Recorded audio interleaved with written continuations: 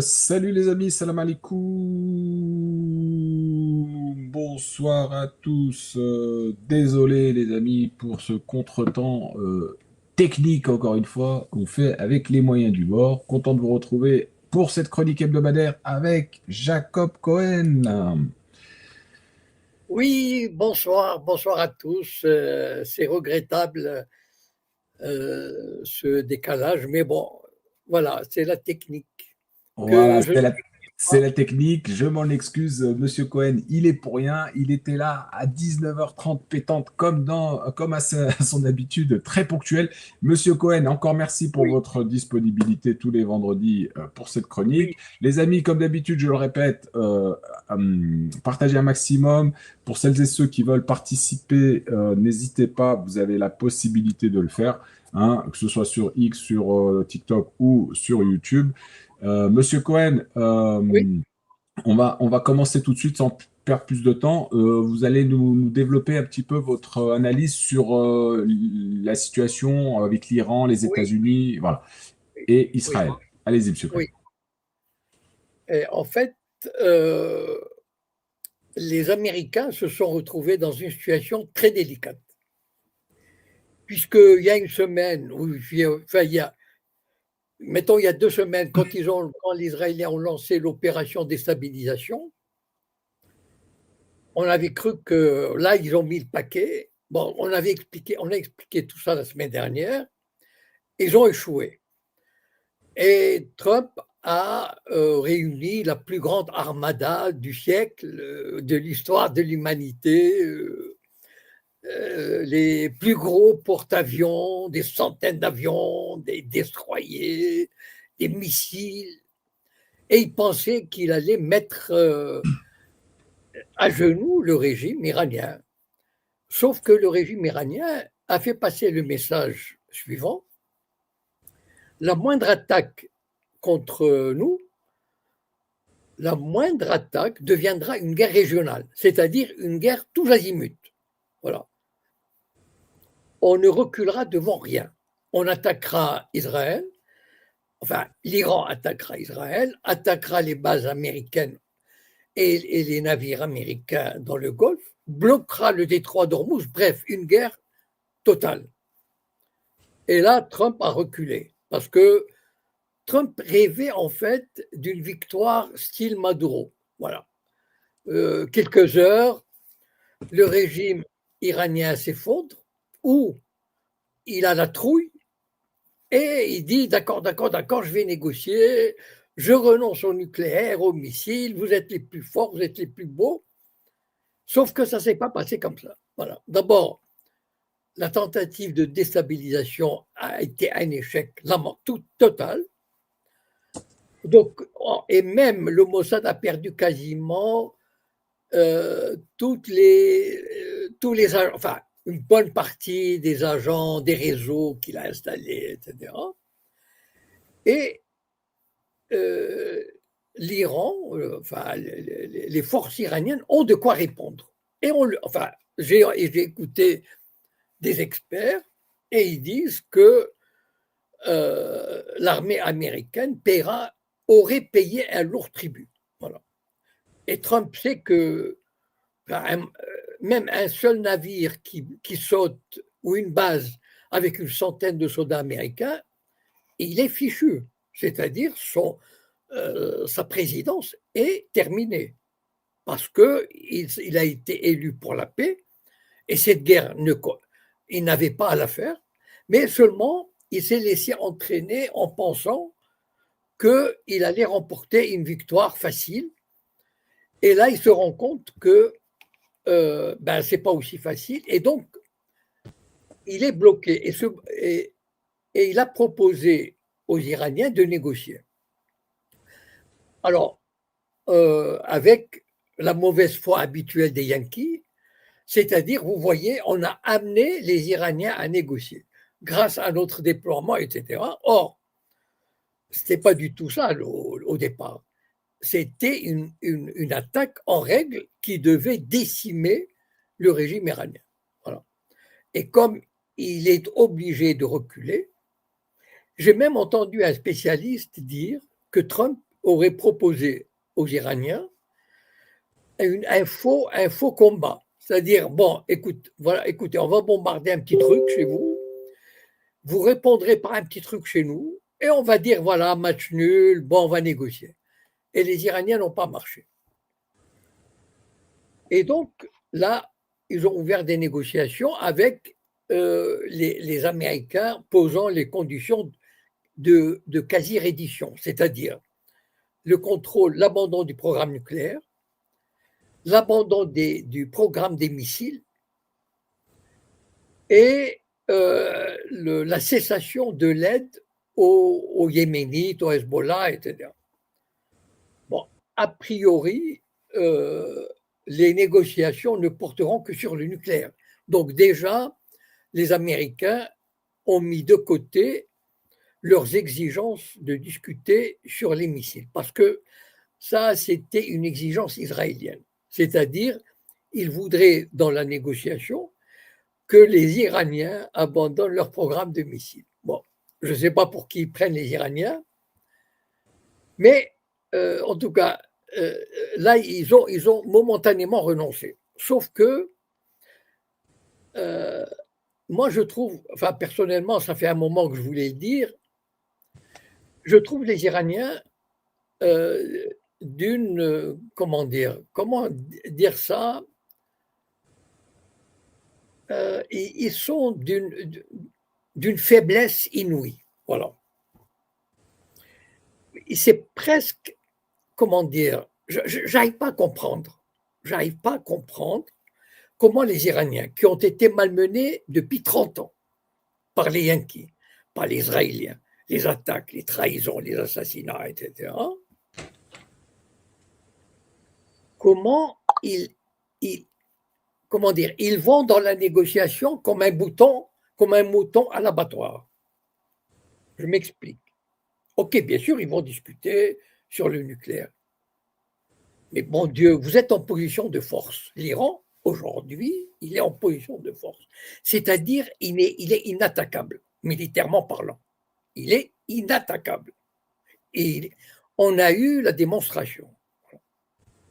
L'Amérique et Israël sont incapables de frapper l'Iran. Voilà, c'est clair, net. Voilà. Alors, les Américains demandent à négocier, mais enfin, les Iraniens, quand même, demandaient la levée des sanctions. Une partie, la levée d'une partie des sanctions. Et dire, voilà, nous voulons négocier, mais pour montrer votre bonne foi, parce que vous nous avez trompés, vous nous avez trahis, lever une partie des sanctions, sinon on ne négocie pas. On ne négocie pas avec des gangsters. On ne négocie pas avec un État voyou. On ne négocie pas avec des gens qui ont trahi. Au mois de juin, il y avait des négociations de l'année dernière. On était au 6e round final et les Iraniens s'étaient laissés endormir par ces négociations. Et hop, il y a eu une attaque du 12 juin par les Israéliens. Bon, heureusement qu'ils avaient de quoi répondre, mais sinon, au mois de juin, la nuit du 12 au 13, le régime est passé à côté de la catastrophe. Quand on a affaire à des adversaires pareils, enfin, bon Dieu, moi, sincèrement, ça me dépasse. Voilà. Et ils vont le payer un jour ou l'autre. Ça se paye, ce genre de faiblesse, ce genre de pusillanimité, presque de lâcheté. On n'a pas à être poli, on n'a pas. Comment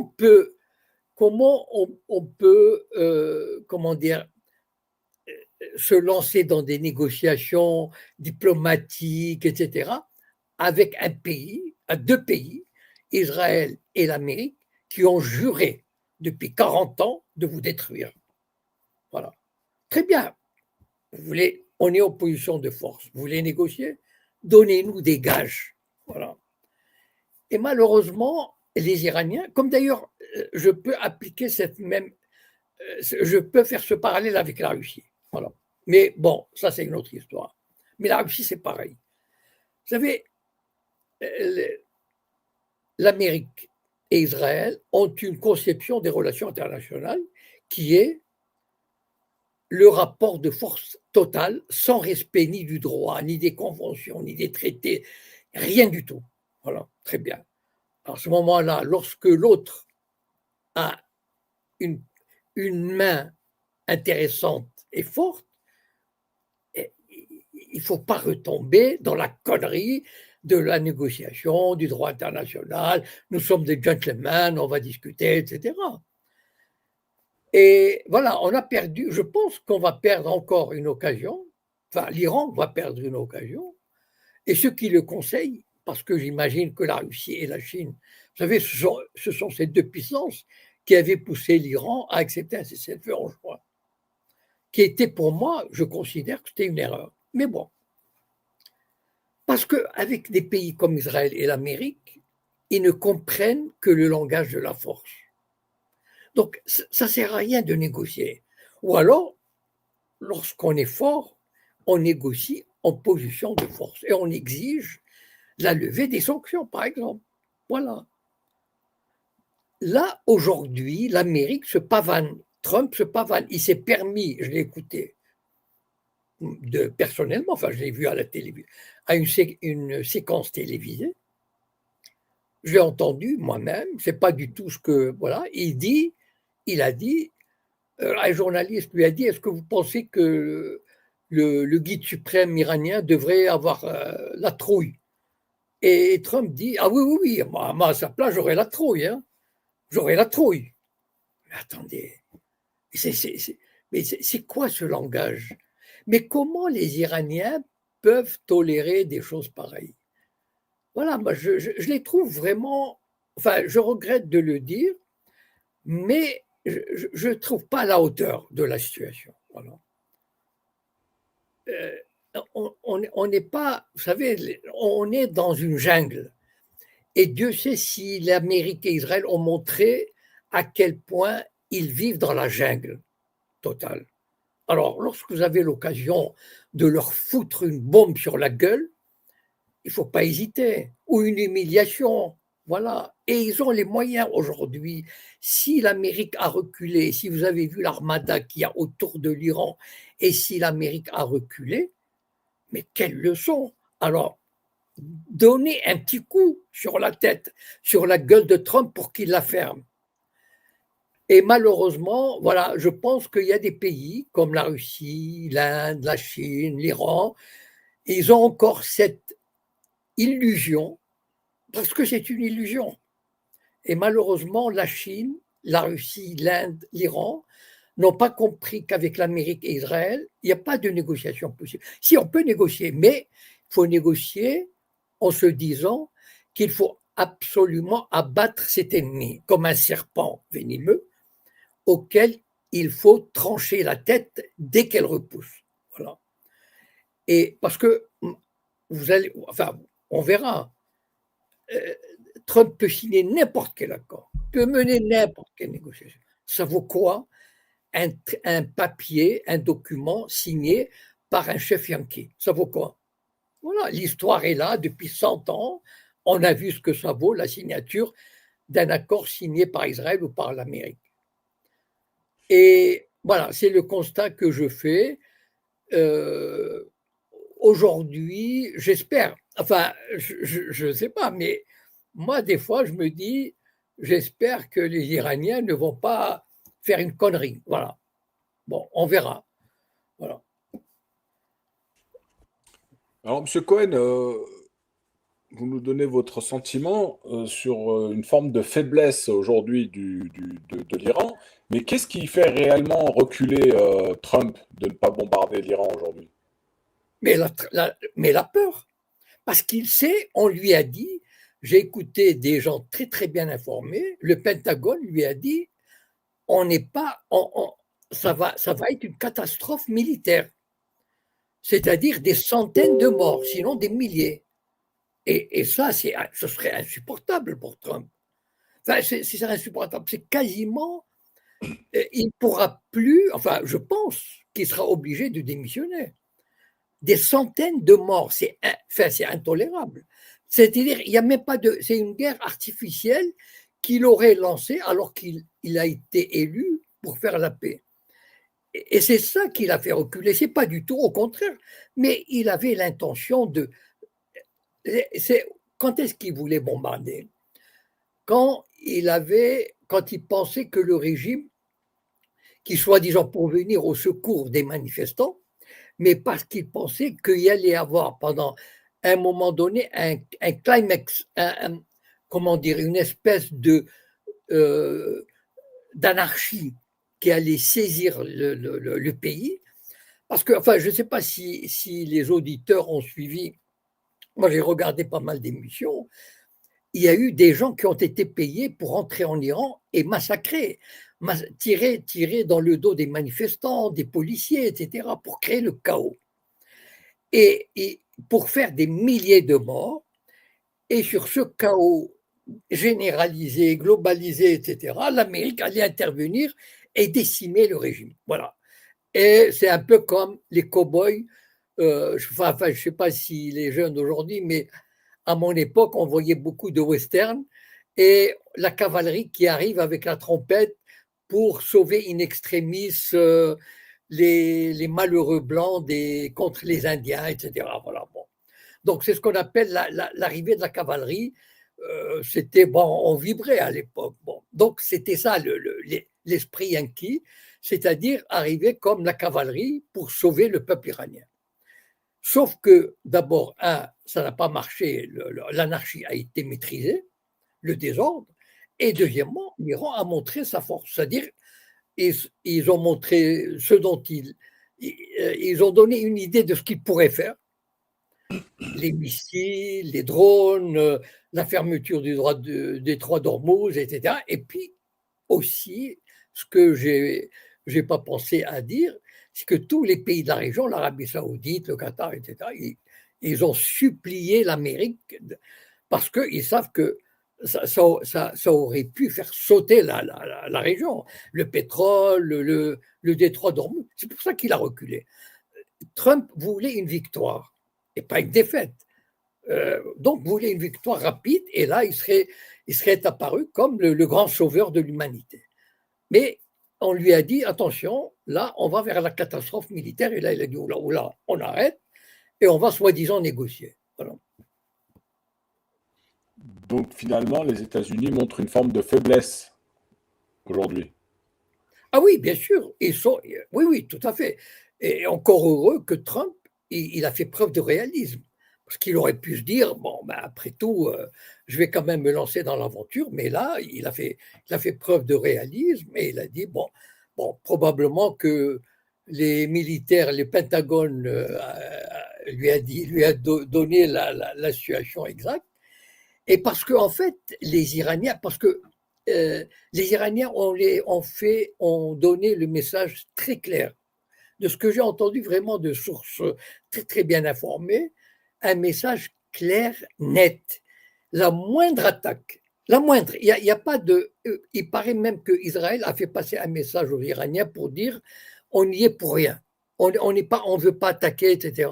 Et les Iraniens ont répondu on s'en fiche, la moindre attaque sur notre sol, et nous répondrons contre tous, que ça veut dire contre Israël et l'Amérique et les bases militaires, etc. Donc, et ils savent, vous savez, les militaires, ils sont pas bêtes, les Américains, ils savent ce dont sont capables les Iraniens, ils l'ont montré en juin, etc. Et donc, ils se sont dit, il ne faut pas, voilà. Et Trump, eh ben, il a été obligé d'arrêter les frais, voilà. Très bien. Monsieur Cohen, il y a une question pour vous sur le chat Oui. qui est en lien avec le traité de contrôle des armes nucléaires entre l'USA et la Russie, qui est Oui. arrivé à terme ces derniers jours. Vous en pensez quoi? Bon, c'était le dernier traité. Il y a eu entre l'URSS et l'Amérique, il y a eu 4 ou 5 traités qui ont été signés sur le contrôle des armements, la réduction, c'est-à-dire le plafond des missiles, l'interdiction des missiles intermédiaires, c'est-à-dire à courte. Euh, vous savez, par exemple, qui étaient installés en Allemagne. Et ça, il y avait 4 ou 5 traités, accords, qui limitaient le nombre des ogives, qui planifiaient des éléments de surveillance. Vous vous souvenez, par exemple, enfin, je ne sais pas si vous vous souvenez, il y a quelques mois, les Ukrainiens avaient bombardé une base en Russie, une base où il y avait les bombardiers étaient sur la piste. Ils n'étaient pas sous les hangars, ils n'étaient pas cachés. Pourquoi? Parce que ça faisait partie de l'accord entre la Russie et l'Amérique, c'est-à-dire, nous, voilà, nous avons des bombardiers, on ne les cache pas, vous pouvez les survoler et vous voyez que nous respectons, etc. Bon. Donc, tous ces traités sont arrivés à expiration et n'ont pas été renouvelés. C'est qu'aujourd'hui, il n'y a plus aucun accord sur le programme nucléaire entre la Russie et l'Amérique. Ça veut dire que c'est la porte ouverte. Alors, on dit qu'il y aura des négociations entre la Chine, la Russie et l'Amérique dans quelques mois à Pékin pour signer d'autres traités, peut-être, probablement, je ne sais pas. Mais en tout cas, ça montre un peu. Mais tout ça, ça vient des États-Unis, de l'Amérique, parce que l'Amérique a toujours cette idée. C'est ça comment dire, l'empire, l'idée de l'empire. Et c'est pour ça que tout à l'heure, quand j'avais dit que dommage, je regrette que les grands pays des BRICS principalement ne se mettent pas ensemble, d'accord, pour abattre, vraiment abattre, mettre à genoux, faire mordre la poussière, qui est une expression du western, faire mordre la poussière aux Yankees. Voilà. Voilà. Malheureusement, ils n'ont pas cette mentalité. Et donc, aujourd'hui, il n'y a plus. Ça montre, disons, d'abord la méfiance entre les États, et puis toutes les impasses dans lesquelles se retrouvent les négociations. À la limite, même quand il y avait l'URSS représentait le grand adversaire, comment dire, contre le communisme, enfin avec tout ce qu'il y avait autour du communisme, la dictature, enfin tout le bazar. Mais il y avait une espèce d'entente, de respect et de rationalité. Voilà. C'est-à-dire, on se disait, bon, voilà, l'arme nucléaire est là, on ne peut pas faire autrement, mais on va essayer de trouver des accords pour éviter des mauvaises surprises, etc. L'affaire ukrainienne, c'est quoi finalement? C'est que si l'Ukraine était rentrée dans l'OTAN, on aurait eu des missiles à 5 minutes de Moscou, des missiles nucléaires américains. Vous voyez un peu dans quelle situation, le déséquilibre dans lequel se serait retrouvé le rapport entre l'Amérique et la Russie. Et donc, en fait, il faut que les deux parties se respectent et s'entendent sur les exigences de sécurité de chacune des parties. C'est-à-dire, on ne peut pas jouer avec l'insécurité de l'autre. C'est-à-dire installer des missiles à même pas 3 minutes du Kremlin et dire, bah voilà, non, mais après tout, il n'y a pas de mal, etc. Mais imaginez la pression que cela peut se faire sur les dirigeants russes s'ils avaient laissé passer tout ça. Donc, et ça, malheureusement, depuis 1990, le problème, c'est que l'Amérique n'a plus eu d'adversaire, de partenaire à hauteur. La Chine ne comptait pas à l'époque, comptait pour du beurre, rien du tout. L'URSS s'est effondrée, et donc l'Amérique s'est sentie libre c'est ce qu'on appelle l'unipolarité. C'était vraiment l'idée que l'Amérique était la seule grande puissance qui pouvait tout faire. Et donc, ils ont continué, les Américains ont poursuivi cette idée que, eh ben, on va aller jusqu'à la frontière de la Russie, on va installer les fusées qu'on veut, les missiles qu'on veut, sauf qu'à un moment donné, ben, ça n'a pas marché comme ils ont voulu. Et donc, peut-être qu'ils vont revenir à une forme de multilatéralité, c'est-à-dire ben, il faut prendre en compte les exigences de sécurité de chaque pays et trouver des accords. Et apparemment, les trois grandes puissances nucléaires que sont l'Amérique, la Russie et la Chine vont se retrouver à Pékin au mois d'avril ou mai. Et on dit qu'ils trouveront enfin, au moins des accords, comment dire, pour équilibrer ou pour ne pas donner la... Parce que le nucléaire, c'est quoi le danger? C'est qu'il faut que le pays en face, l'adversaire, soit assuré qu'il n'est pas attaqué par surprise. Voilà, c'est ça la base.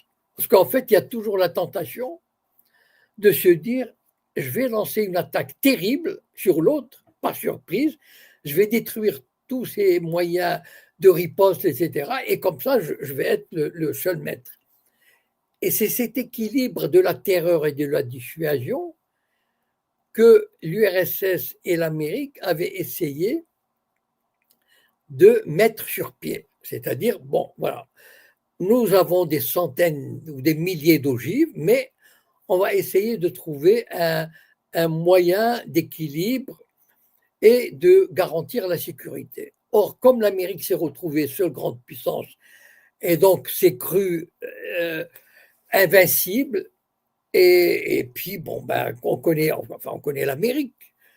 Donc, ils ont tous les traités, depuis Bush, tous les traités qui avaient été signés, il y en a 4 ou 5, lorsqu'ils sont arrivés à leur délai légal, parce qu'un traité est signé, mettons, pour 20 ans, 25 ans, 30 ans, c'est écrit dans le traité, en général, il y a une procédure pour continuer, pour le poursuivre, etc. Mais là, l'Amérique a laissé finir ces traités. Et d'ailleurs, Poutine avait proposé de prolonger, par exemple, le traité qui est arrivé à expiration hier, d'1 an. Mais l'Amérique a refusé parce que, se croyant toujours maître du monde. Mais ce qui n'est plus le cas, et donc probablement qu'ils vont être obligés, enfin, c'est dans leur intérêt réciproque d'ailleurs, de trouver un modus vivendi. Voilà. Alors, Monsieur Cohen, est-ce que, est-ce que vous qualifiez l'Iran comme puissance déstabilisatrice dans la région? Mais pas du tout, ça fait partie de la propagande. Voilà, effectivement, c'est les propos tenus par le ministre des Affaires étrangères, Jean-Noël Barrot. Oui, mais c'est la propagande israélienne reprise par les complices européens. Voilà, c'est-à-dire, pour Israël, tout pays qui résiste est un pays qui déstabilise. Voilà, c'est-à-dire, il refuse la Pax Israélienne. Et ça, c'est déstabilisant. Voilà. Pour Jean-Noël Barrot, ben, l'Iran doit rentrer dans le rang et se soumettre. Et à ce moment-là, par exemple, on n'utilise pas ce terme pour l'Arabie saoudite, pour le Koweït, pour le Qatar, pour l'Égypte. Pourquoi? Parce ils marchent dans le rang, ils acceptent l'empire sioniste ou américano-sioniste, et donc ils n'ont aucun effet déstabilisateur. Voilà, Israël n'a pas d'effet déstabilisateur, mais ça c'est la propagande. Vous savez, moi j'écoute les médias israéliens, mais c'est à chaque fois qu'ils parlent de l'Iran, c'est toujours dans ces termes. Très bien. Alors, c'est vrai que là, en ce moment même, il y a des négociations, hein. Vous êtes pas pour, hein. On a pu l'entendre sur le fait que l'Iran négocie. Mais là, il y a des négociations. L'Iran négocie simplement sur le nucléaire, apparemment, hein, et pas Mais sur. c'est pas que je sois contre. Non, c'est que ce sont les Américains qui sont demandeurs pour ces négociations. D'accord? Très bien. Alors, l'Iran, à mon avis, aurait dû demander, exiger une levée des sanctions. Voilà. Et à ce moment-là, voilà, sinon on ne négocie pas. Négocier quoi? Voilà, enfin bon, je ne vais pas revenir sur ce que j'ai dit. Évidemment. Alors effectivement, hein, il y aurait de nouvelles sanctions qui seraient tombées d'après les dernières informations J'ai concernant, entendu ça aussi. voilà, concernant le côté pétrolier. Voilà. Vous voyez comment les Américains, c'est incroyable. Enfin, et c'est ça que je n'arrive pas. Enfin, je suis désolé, mais si je pouvais envoyer un message aux Iraniens pour leur dire, mais bon Dieu, sortez de votre soumission, quoi. Voilà, ça suffit. Les Américains, aujourd'hui, ont pris de nouvelles sanctions contre le commerce pétrolier iranien. Enfin, c'est juste hallucinant, alors que l'Iran est en position de force. C'est ça que j'arrive pas à comprendre, mais bon, voilà.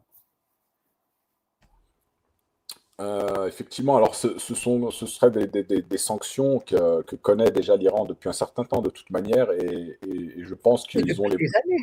Oui, oui, depuis En un certain plus, temps. ils ont des milliards et des milliards, comment dire, saisis aux États-Unis. Enfin, c'est hallucinant, ça. Bon, je pense qu'ils ont quand même les moyens aujourd'hui de les contourner, ces sanctions, mais on a quand même, il y a quand même cette envie de stigmatiser encore une fois le gouvernement iranien, alors que c'est l'entité sioniste Israël qui génocide le peuple palestinien depuis le 7 octobre pardon, 2023. Hein. Eh oui, Voilà. Monsieur Cohen, oui, on va rester encore un petit peu sur cette thématique, mais je voudrais apporter la touche Epstein sur cette question. oui. Est-ce que justement l'affaire Epstein qui éclabousse le monde entier aujourd'hui est peut-être l'outil qui a fait reculer Trump sur cette question iranienne? Non, je ne crois pas. Non, non, non. Au contraire, ça lui aurait, s'il avait pu attaquer et gagner, bien sûr, parce que euh, ça aurait, comment dire, ça aurait allégé l'affaire Epstein en ce qui le concerne. Voilà. Et donc, bon, on aurait parlé de victoire, etc. Et pendant 2, 3 jours ou plus, ça aurait éclipsé l'affaire Epstein. Or, comme il n'a pas, bon, il ne s'est pas lancé dans l'aventure, donc il n'y a pas eu de victoire, l'affaire Epstein, elle est toujours là. Et alors, ce que j'ai appris, c'est que en ce moment, d'abord, on tente de, parce que elle est terrible, cette affaire. Enfin, moi qui, je suis quelques chaînes qui en parlent, c'est fabuleux. Mais c'est qu'aujourd'hui, d'abord, on essaye de donner quelques, comment dire, de lâcher. Vous savez, les grands médias lâchent des petits trucs pour éviter, pour donner du grain à moudre, pour dire, bon, bah, il faut qu'on en parle quand même, mais pour cacher tout ce qui est, disons, assez difficile ou assez problématique, et aussi des rumeurs qui commencent à sortir comme quoi Epstein aurait été un agent de Poutine, un agent du Kremlin, voilà, pour déstabiliser l'Occident. Et ça, ce sont les services de renseignement britanniques, américains, qui commencent à lancer des rumeurs comme ça, voilà. Donc, on essaye de trouver la parade et on essaye aussi, je ne sais pas ce qui se passe dans les, mais en tout cas, quand j'écoute les médias de la dissidence, évidemment, on apprend des trucs absolument hallucinants sur. Enfin, j'invite les auditeurs à aller à écouter directement parce que moi, je n'ai pas fait je n'ai pas eu accès aux mails. J'aurais pu, mais j'ai pas le savoir-faire. ni le temps, mais enfin, il y a des gens qui le font très bien d'ailleurs, et il n'y a pas de raison de. Voilà, il y a des gens qui ont des chaînes, qui font ça très bien, et on apprend vraiment des choses assez extraordinaires. Et en même temps, par exemple, il y a un élément que j'ai suivi sur les chaînes américaines, mais qui passe assez inaperçu en France, par exemple. C'est les liens d'Epstein avec Ehud Barak. Or, Ehud Barak a été chef d'état-major israélien, chef des renseignements militaires, premier ministre israélien, et a été un complice très très proche d'Epstein pendant des années. Voilà. Et ça, c'est quelque chose qu'on apprend avec les Américains, mais en France, il y a très peu qui en parlent, même dans la dissidence. Bon, peut-être qu'ils ont d'autres centres d'intérêt, mais quand même. Non, non, ça, c'est une affaire. Enfin, et encore, ce qu'on dit aujourd'hui, c'est même pas 1% de la réalité, j'imagine. Ça doit être absolument. Enfin, c'est 3 millions de mails ou de pages, je ne sais plus. Et c'est vraiment explosif. Et c'est la corruption de toute l'élite occidentale, de la classe politique avec les businessmen, le sexe, la drogue, enfin, le fric, enfin Jacques Lang, etc. Enfin bon.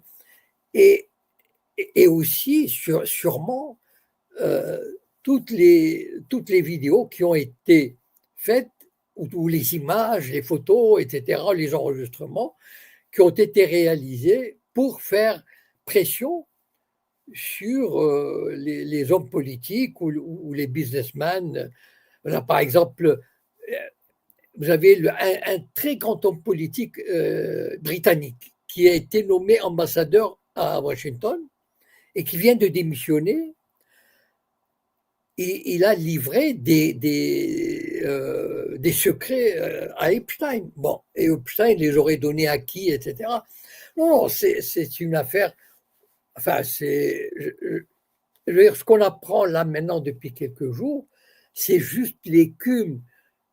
Et à mon avis, enfin malheureusement, que les médias traditionnels vont essayer. D'ailleurs, par exemple, j'ai vu un journal, je crois que c'était Le Figaro, qui avait dit, bon, il serait temps de tourner la page, etc. Enfin, tout est fait pour diminuer l'impact terrible, parce que c'est vraiment. euh, Vous savez, il y a un homme, j'ai oublié le nom malheureusement, je l'ai découvert d'ailleurs depuis 2 jours, euh, quelqu'un qui est un énarque, très proche du pouvoir, etc., mais qui avait tenté de faire connaître Epstein à Sarkozy, etc., l'introduire dans les milieux français. Enfin, c'est juste incroyable la complicité, tout. Enfin, il paraît d'ailleurs que Epstein passait 4 mois en France chaque année. Donc, imaginez un peu. Et puis, c'est quelqu'un qui rendait. Il avait. J'ai entendu une vidéo aussi très intéressante sur les liens d'Epstein avec une Rothschild, Ariane de Rothschild, ou je ne sais plus. Oui, Mais j'allais y venir, Monsieur Cohen. Effectivement, pardon? j'allais y venir sur cette question-là, puisque Oui. on a l'impression que quand même le gouvernement français, à un moment donné, et peut-être encore aujourd'hui, est carrément sous les ordres, était sous les ordres il y a des mails qui font croire, qui font sous-entendre qu'il y avait des ordres qui étaient donnés et non pas par des membres du gouvernement, mais vraiment des gens occultes au gouvernement et qui ont fait justement cette histoire avec Dieudonné, par exemple, hein, qui a été persécuté et qui jusqu'à maintenant et qui l'est encore. Voilà, en fait, c'est ça en fait qui est problématique, c'est qu'on a un gouvernement qui est visible, mais on a l'impression que ce gouvernement qui est visible est lui aussi gouverné par un autre gouvernement occulte, un État profond. C'est-à-dire que tout ce qu'on. Vous savez, dès qu'on disait quelque chose de ce genre, on disait on est complotiste. Voilà. Or, en fait, la réalité va au-delà de tout ce que tous les complotistes ont osé imaginer. Voilà. il y a une corruption généralisée, mais fondée sur le fric, le sexe, les délits d'initiés, les cadeaux qu'Epstein faisait, par exemple 5 millions de dollars qu'il a laissé à la fille de Jack Lang et dont elle n'était pas au courant. Enfin bon, non, mais enfin je veux dire, c'est incroyable. Par exemple, sur ce Ariane de Rothschild qui vit à Genève, et qui avait fait un chèque de 25 millions de dollars. Ça, c'est dans les tweets. Hein. Enfin, pas dans les tweets, les mails. 25 millions de dollars, elle a payé Epstein pour un service qu'il lui a rendu parce qu'il lui a arrangé une histoire d'amende qu'elle devait payer avec les services américains. Mais Epstein avait une entrée pratiquement partout. Partout. Enfin, il pouvait tout régler, tout faire. Et encore, enfin, c'est vraiment depuis 2, 3, 4 jours, enfin, comme ça, qu'on essaye de récolter des informations. Mais enfin, c'est vraiment explosif, rien que ce qu'on entend déjà. Mais j'imagine on doit être tenté de cacher ou de dissimuler ou de faire en sorte, comme je vous ai dit, on entend déjà des gens dire que c'est un agent du Kremlin, que Poutine essaye pour déstabiliser l'Occident, etc. Bon. Mais c'est une grosse. Pour la Roumanie, par exemple. Non, pas pour la Roumanie, c'est plutôt Elon Musk qui. Vous savez que les locaux de X, anciennement Twitter, ont été perquisitionnés il y a 3-4 jours à Paris. Bon. Et donc, Elon Musk a réagi et il a fait publier, parce que je pense que ça a été fait avec le Congrès américain, le Congrès américain a publié des tweets et des échanges pour montrer comment c'était l'Union européenne qui a sciemment annulé les élections de Roumanie parce qu'elle ne voulait pas. Donc ça n'a rien à voir avec Epstein, mais c'était sur X. Mais nous vivons une période où on découvre énormément de choses sur cette. Enfin, vous savez, le pouvoir. Bon, moi, j'ai vécu un peu en France dans les années 60, 70. On peut dire ce qu'on veut, mais enfin, c'est pas du tout. Le pouvoir pouvait avoir certains côtés négatifs, mais on n'a jamais atteint, je crois, un tel niveau de corruption, de trahison, de complicité, de débauche, enfin, et qui touche la reine de Norvège, par exemple. Enfin, c'est juste incroyable. Ou le prince, je ne sais plus comment il s'appelle, le frère du roi britannique, ou Ariane de Rothschild. Enfin, mais je veux dire, ils n'ont plus, ces gens-là, n'ont plus aucune décence, aucune réserve, enfin rien du tout. C'est juste le mensonge, l'exploitation, c'est vraiment, on se croirait à la veille enfin, c'est l'empire romain qui s'écroule, quoi. Voilà, qui s'écroule ou comment dire le royaume de Venise qui s'est écroulé sous le poids de la débauche, des assassinats, de l'empoisonnement. Enfin, j'ai l'impression qu'on assiste vraiment à une fin de civilisation terrifiante. Enfin. Monsieur Cohen aussi, il y a Jacques Lang qui est cité souvent, très souvent dans cette histoire Epstein.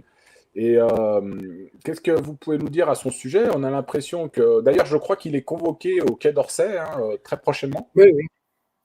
Euh, Non, mais enfin, ça c'est typique de la France quand même. Enfin, j'ai vécu un peu en Allemagne et au Canada. Ce que Jacques Lang a fait, le 10e, franchement, vraiment, le 10e, aurait poussé n'importe quel homme politique au Canada ou en Allemagne à la démission. Mais en France, on avale tout. C'est vraiment, enfin, c'est à dégueuler. Enfin, tellement l'état d'esprit de la société française au niveau du gouvernement, au niveau de l'élite, au niveau du pouvoir. Et ça a toujours été comme ça. Moi, c'est une remarque que je m'étais faite, par exemple, quand je suis arrivé au Canada, où j'ai vu la démission d'un ministre pour des petites bricoles, ou quand je lis sur les ministres de Norvège ou de Suède qui démissionnent pour une petite bricole. Ici, en France, pour qu'un ministre démissionne, il faut vraiment, enfin, je ne sais pas quoi, il faut qu'il soit pris la main dans le sac de 10 crimes.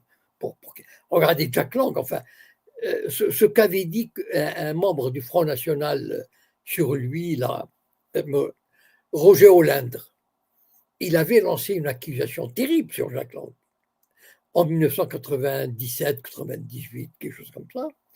Et il avait dit qu'on vienne m'arrêter, voilà, je le dis, et qu'on vienne m'arrêter à la sortie de là où il avait fait la déclaration. Et personne n'est venu l'arrêter. Enfin, c'est tellement atroce que je n'ose pas le répéter ce qu'il a dit. Enfin, je ne sais pas. Vous pouvez aller le trouver, le retrouver. Roger Hollande, Front National, Jack Lang.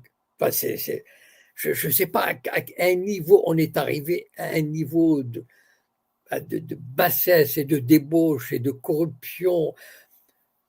C'est hallucinant. Et que des médias l'accueillent. Jack Lang est passé dans tous les médias pour dire je ne savais rien. Enfin, comment il peut. Epstein a été condamné en 2011 ou 2012 quand même.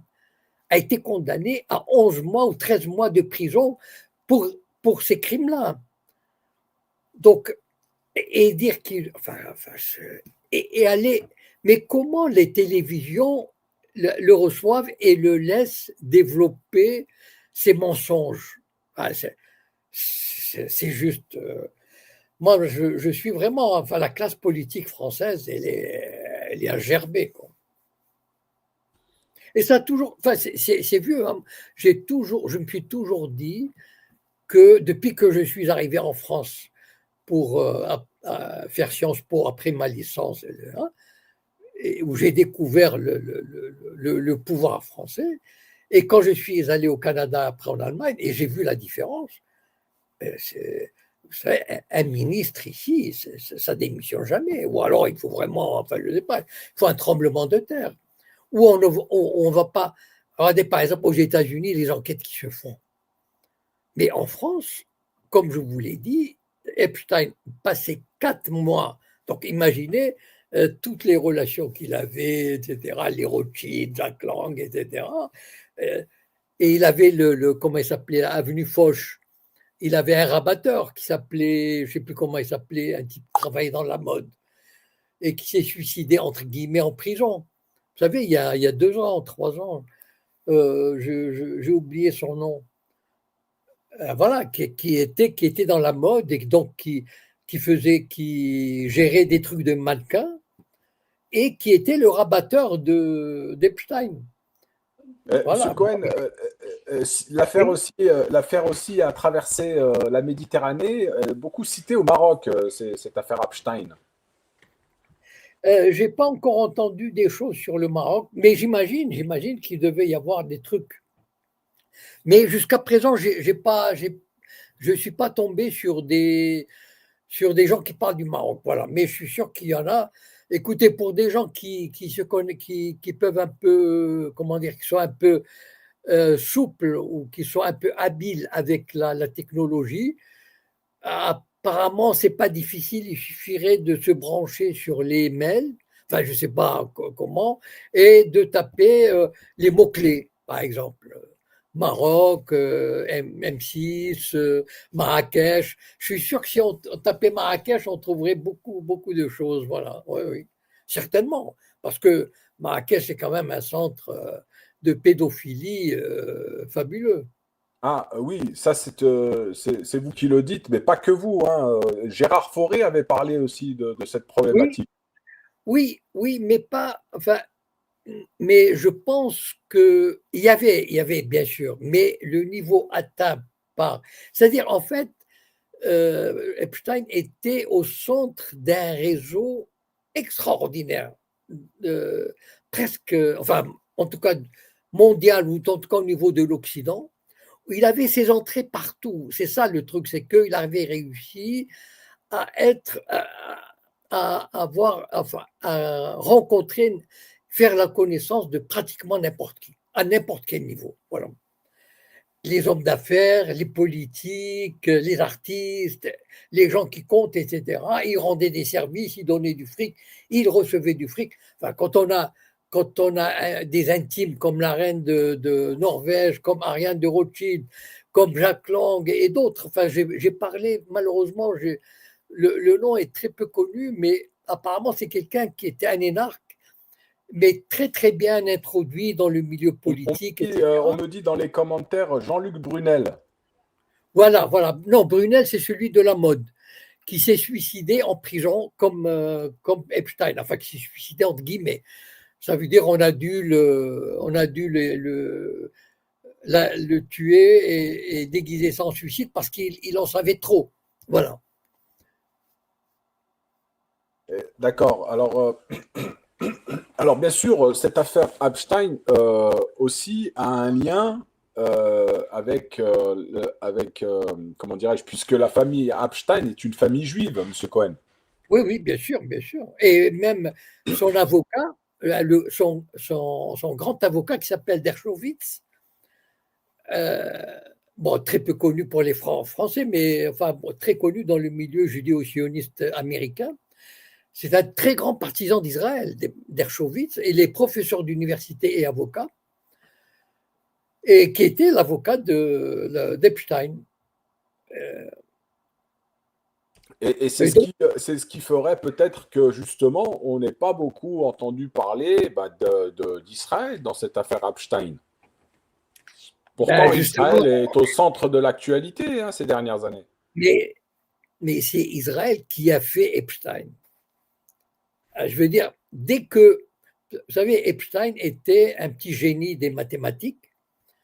C'est quelqu'un enfin, qui donnait des cours comme ça, etc. Et tout d'un coup, enfin, je ne connais pas les étapes, mais à un moment donné, ou très vite, un homme d'affaires juif lui a donné, je ne sais pas, 100 millions ou 500 millions de dollars. Bon, probablement, il a été détecté par le Mossad. Et cet homme d'affaires, c'est un Sayan, qui, le Mossad lui a dit, bon, voilà, nous avons trouvé quelqu'un, parce que c'était quelqu'un qui avait beaucoup de bagou, qui savait parler aux gens, qui était un séducteur, qui séduisait beaucoup, etc. Et donc, on lui a donné comment un homme qui était millionnaire, enfin archi-millionnaire, j'ai oublié son nom à cet homme d'affaires juif, c'est ça qui a lancé Epstein. Et il lui a dit, tu vas gérer ma fortune. Voilà. Et de fil en aiguille, Epstein a fait des miracles. Enfin, c'est-à-dire il était protégé aussi, parce que quand on est protégé du Mossad, ben, ça veut dire que pratiquement, il a échappé à tous les pièges, à toutes les instructions. Je ne sais pas, finalement, il est tombé en 2011 ou 2012, comme ça. Tout à l'heure, j'en ai parlé. Il a eu 13 mois de prison, mais 13 mois de prison aménageable, c'est-à-dire il pouvait aller la journée faire poursuivre ses affaires, etc. Enfin, tout à fait. C'est-à-dire, j'avais lu un peu, j'avais entendu une vidéo sur son histoire, mais il avait bénéficié de protection extrêmement haut placée. Ça veut dire que c'était quelqu'un quasiment intouchable. Voilà. Donc les ordres venaient de très haut. Et ça peut être que le Mossad. C'est-à-dire le Mossad peut mobiliser, grâce au Sayanim et à son influence sur la classe politique américaine, il peut mobiliser quasiment les gens qu'il veut au poste qui, apparemment en 2011 ou 2012, on n'a pas pu faire autrement que de le condamner à 13 mois de prison, mais c'était vraiment, c'était presque un camp de vacances, voilà. Et donc, il est sorti et il a continué son business. ses avions privés, son île.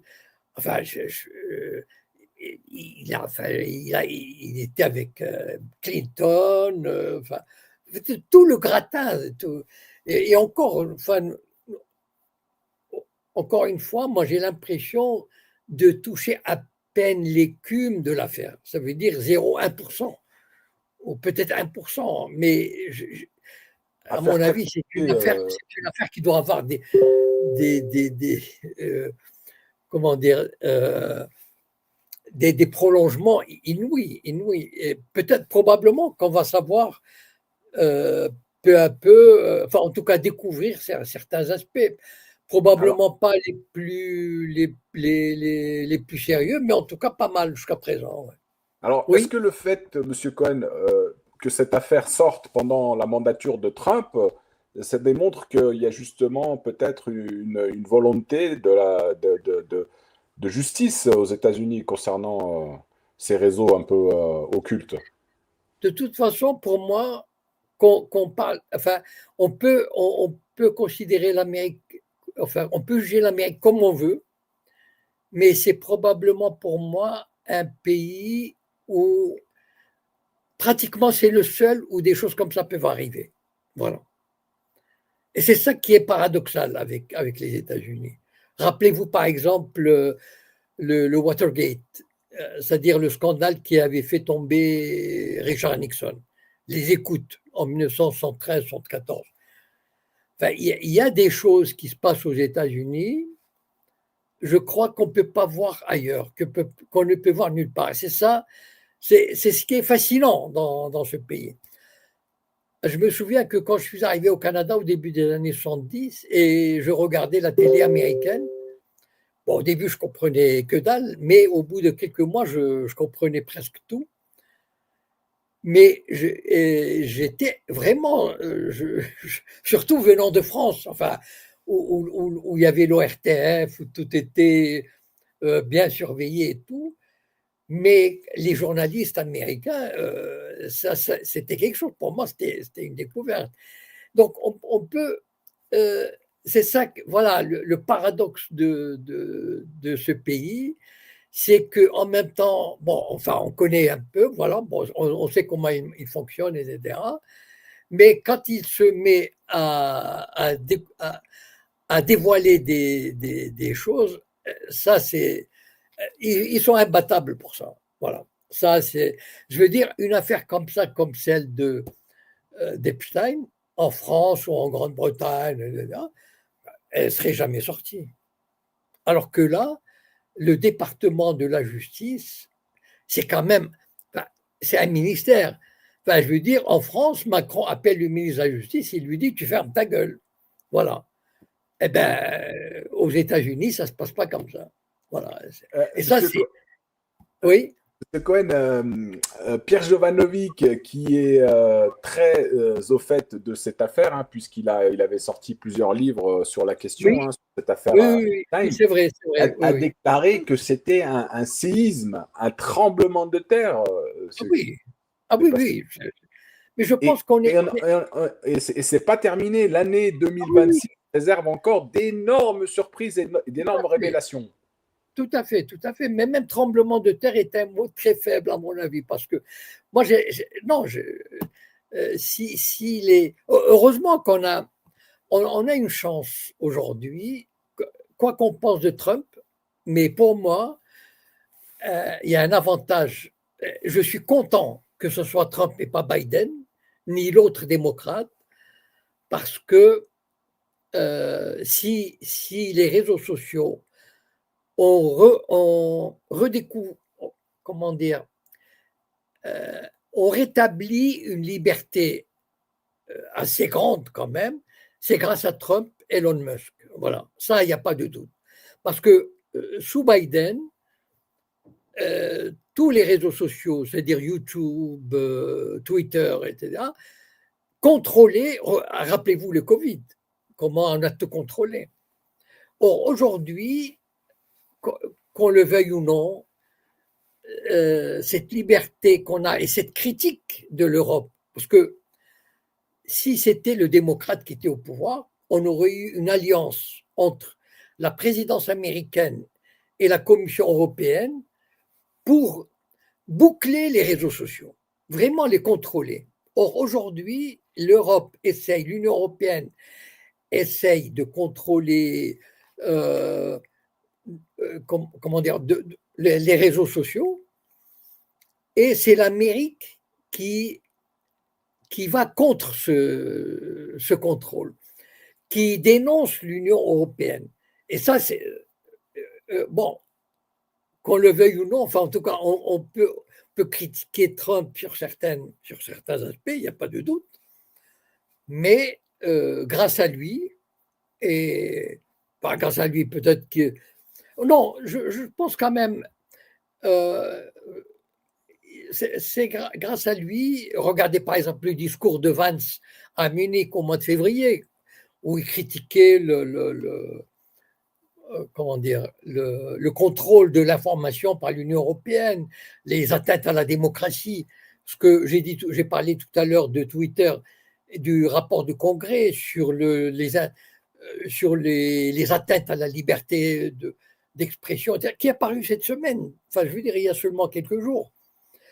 Enfin, si vous pouvez trouver l'information.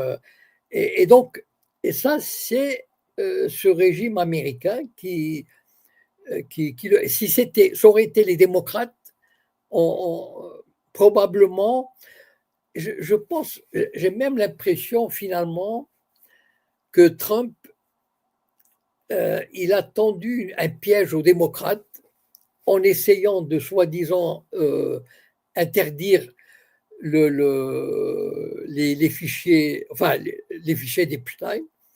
Et puis finalement, parce que en fait, ce sont plutôt les démocrates qui sont aujourd'hui visés, enfin, en grande partie, par la corruption d'Epstein, les réseaux Epstein. Voilà. Alors, Monsieur Cohen, dernière question, je pense qu'on Oui. arrive au bout là. Merci en tout cas pour votre disponibilité encore une fois. C'est concernant toujours ce lien entre l'affaire Epstein et la pseudo-crise sanitaire qu'on a tous vécue, hein. Oui. On sait que Bill Gates est cité dans cette affaire. Oui.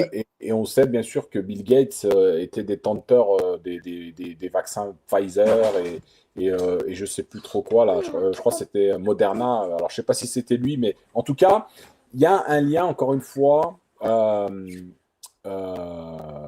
avec. Alors justement, je fais allusion aux propos que j'ai entendus dans une émission de Pierre Jovanovi qui a fait le rapprochement entre le confinement qu'ont vécu les Juifs à Varsovie à une certaine époque et le confinement planétaire qu'avait réussi à imposer par le biais de cette crise sanitaire, hein, et le lien avec Epstein. Voilà, Oui. c'est surtout ça. Alors, est-ce que demain, des têtes pourront tomber et devront rendre des comptes par rapport à cette histoire qu'on a tous vécue?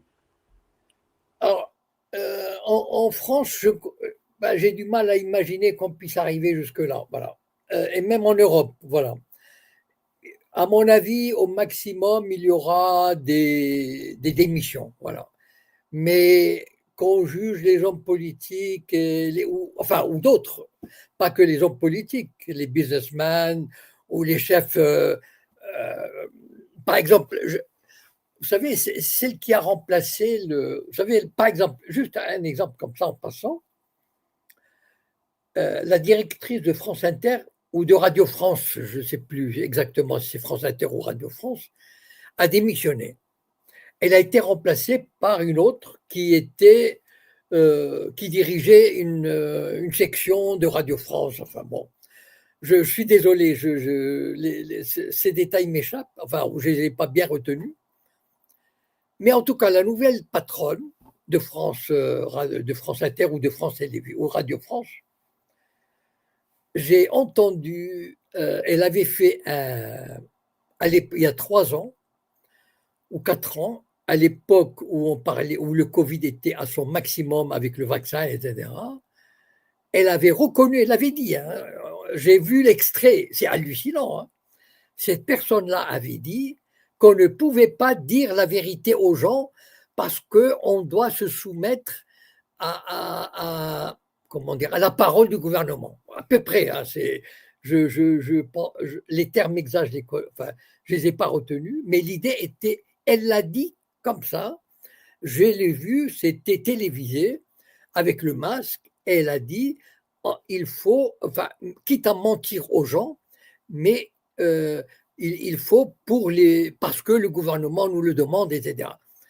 Et donc, ces gens-là, à mon avis, le maximum qui peut leur arriver en France, c'est une démission.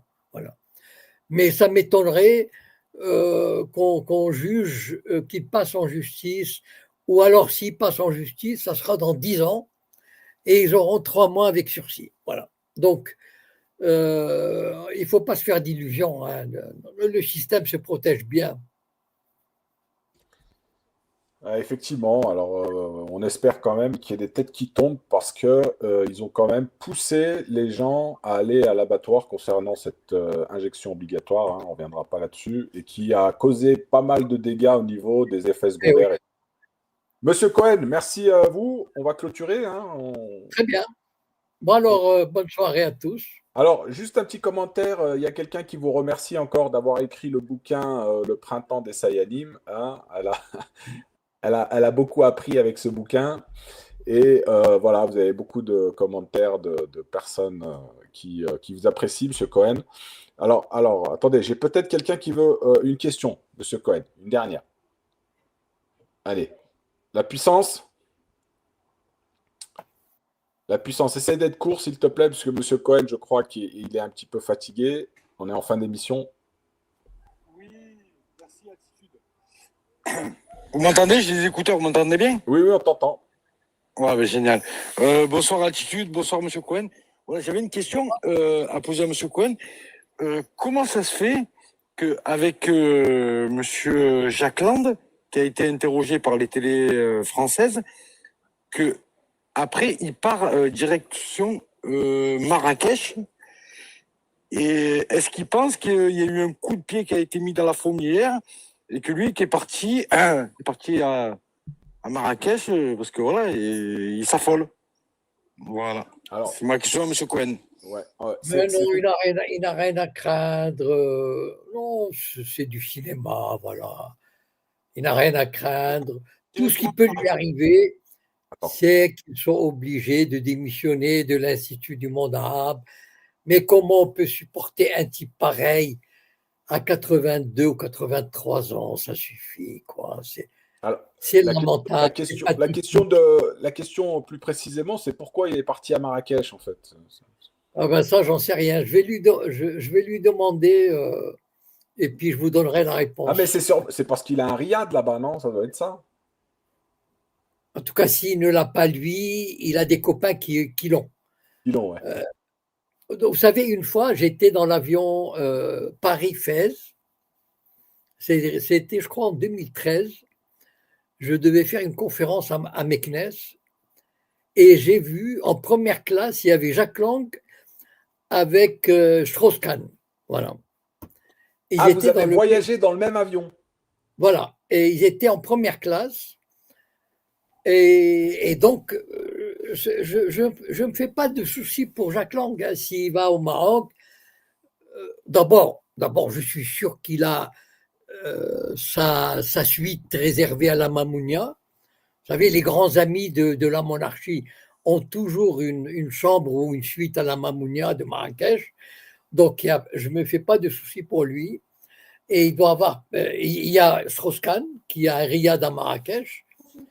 Il y a BHL qui a aussi un riad à Marrakech. Donc, non, je ne me fais pas de soucis pour lui. Il ne va pas aller dans une auberge de jeunesse.